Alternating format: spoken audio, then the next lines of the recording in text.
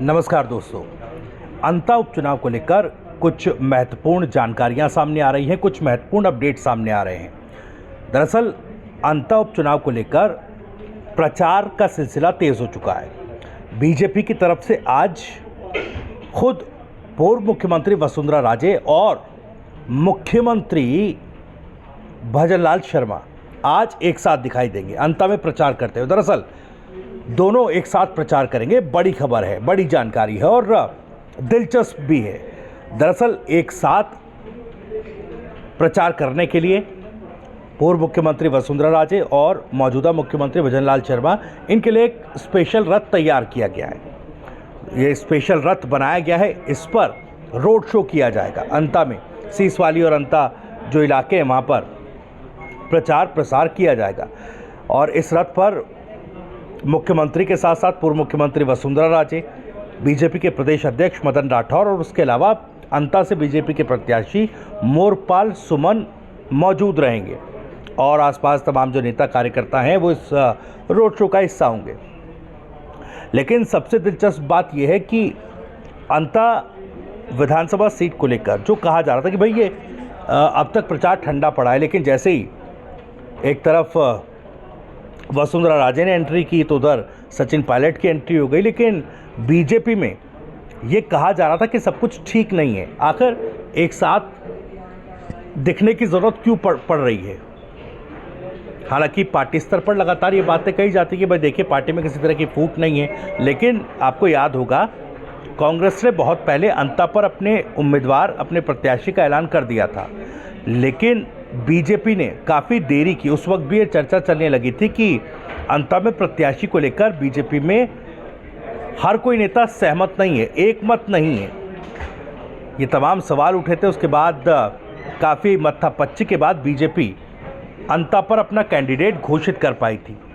इसके बाद प्रचार देखिए 3 नवंबर तक अंता में बीजेपी का कोई बड़ा नेता प्रचार में आया नहीं था और इसको लेकर भी लोग कह रहे थे कि भाई ये देखिए बीजेपी कई गुटों में बटी हुई है, इस वजह से प्रचार को लेकर लोग उतना एक्टिव नज़र नहीं आ रहे।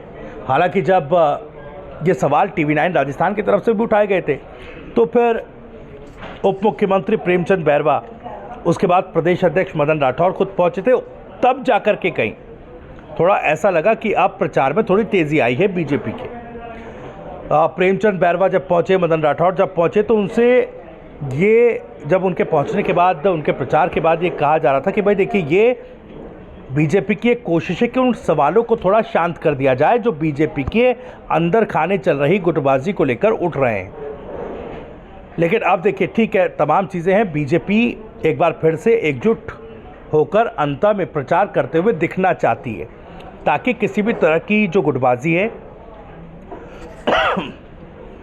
किसी भी तरह का कोई अगर मतभेद है पार्टी के भीतर तो वो जनता के बीच ना जाए, अंता के वोटर्स के बीच ना जाए। और इसीलिए ज़रूरत पड़ रही है कि आज एक रथ पर पूर्व मुख्यमंत्री वसुंधरा राजे और मौजूदा मुख्यमंत्री भजनलाल शर्मा को लाने की।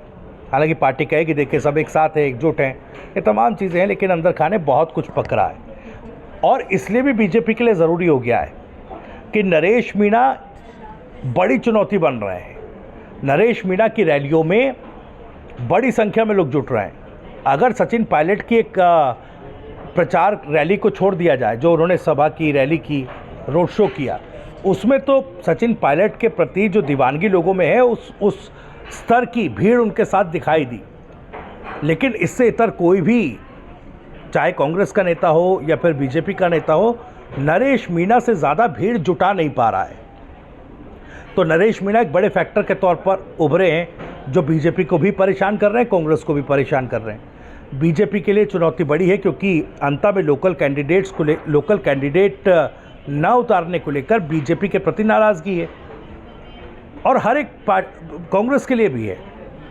लेकिन बीजेपी 2 फैक्टर्स पर काम कर रही है कि तमाम प्रचार में जो नेता पहुंचे वो ये बताएं, वो संदेश दें कि मोरपाल सुमन लोकल कैंडिडेट हैं, और दूसरा पार्टी का मतभेद किसी तरीके से जनता और वोटर्स के बीच अंता में ना जाए। और अगर गया है ये मैसेज कि बीजेपी एकजुट नहीं है, अलग अलग गुटों में बटी है, तो ये एक पिक्चर दिखा दी जाए कि देखिए पूर्व मुख्यमंत्री वसुंधरा राजे और मौजूदा मुख्यमंत्री एक साथ हैं, एक रथ पर चढ़कर प्रचार कर रहे हैं। तो ये कहीं ना कहीं ज़रूरत है इस वक्त, बीजेपी की मजबूरी है कि तमाम नेता एक साथ दिखाई भी दें, वो तस्वीरें भी खींचें, वो तस्वीरें सोशल मीडिया पर जाएं और लोगों के जो सवाल हैं वो थोड़े शांत हो। खैर, चुनौती नरेश मीणा बन रहे हैं, उसमें एक बात ये भी है कि नरेश मीणा के लिए अब देखिए हनुमान बेनीवाल भी कल प्रचार में ताल ठोकते नजर आए। वो हनुमान बेनीवाल जो अब तक नरेश मीणा का एक तरीके से प्रचार में या अंतर चुनाव में साथ खड़े नजर नहीं आ रहे थे, लेकिन यहाँ पर कहानी बदल सकती है। बीजेपी ने भी अपनी पूरी ताकत झोंक दी, आज वो तस्वीरें भी हम आपको दिखाएंगे।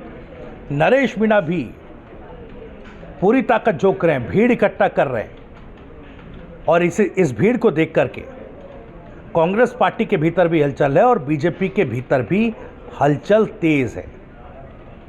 कांग्रेस पार्टी के प्रत्याशी पूर्व मंत्री प्रमोद जैन भाया के लिए तो लोग कहने लगे कि भाई वो तो पिछड़ गए, वो तो तीसरे नंबर के हैं, मुख्य मुकाबला अंत में बीजेपी वर्सेस नरेश मीणा हो गया है। तो ये तमाम चीज़ें हैं, आज देखिए तस्वीरें आएंगी, वो तस्वीरें तमाम आपको दिखाएंगे। क्या कुछ अपडेट्स होंगे आगे आपको जानकारी देते रहे।